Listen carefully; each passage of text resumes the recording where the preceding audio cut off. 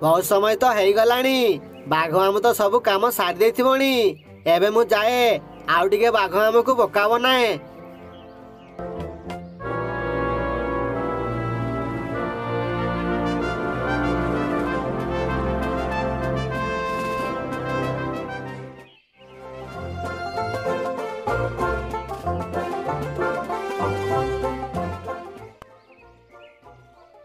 बाघ आम मु आसीगली किंतु से चोरर किसी संधान मिललानी।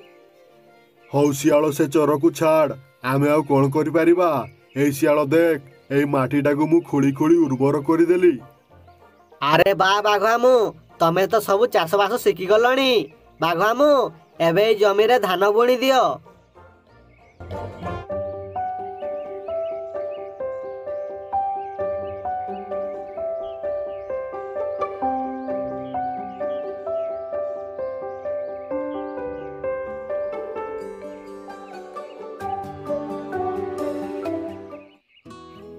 ए शियाल देख धान गुड़ा तो हेई गला।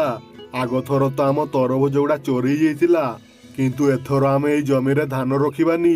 चाल एई धान गुड़ा को काटिकी भाग बांटिकी नहीं जीवा। ओ मूर्ख बाघ आसीगला भाग नेबा पई रह तते मु एबे भल की भाग दउची। ए शियाल तू एबे कोन भाबुचु। एबे चाल एई धान गुड़ा काटिकी भाग बांटिकी नहीं जीवा।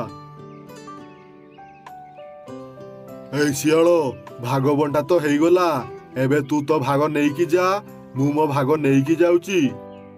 मूर्ख बाघ तू सिना मोठू धान भाग नहीं गलु किंतु एई धान गुड़ा को नेकी तू बाजार रे बिक्री करी पारिबनी। आज राति जाई कि तोर सब धान भाग को चोरी करी कि मु आनी आसीबी।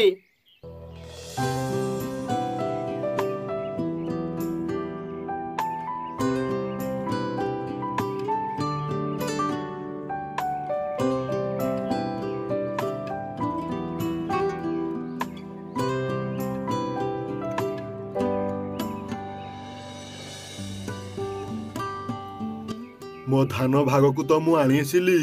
काली पुणी सकाळु जाइकी धान गुड़ा को बाजार रे बिक्री करिया को पड़िबो। ए धान गुड़ा को एठी रखी देकी मु जाउची टिके गुंफा भितरे विश्राम करिबी।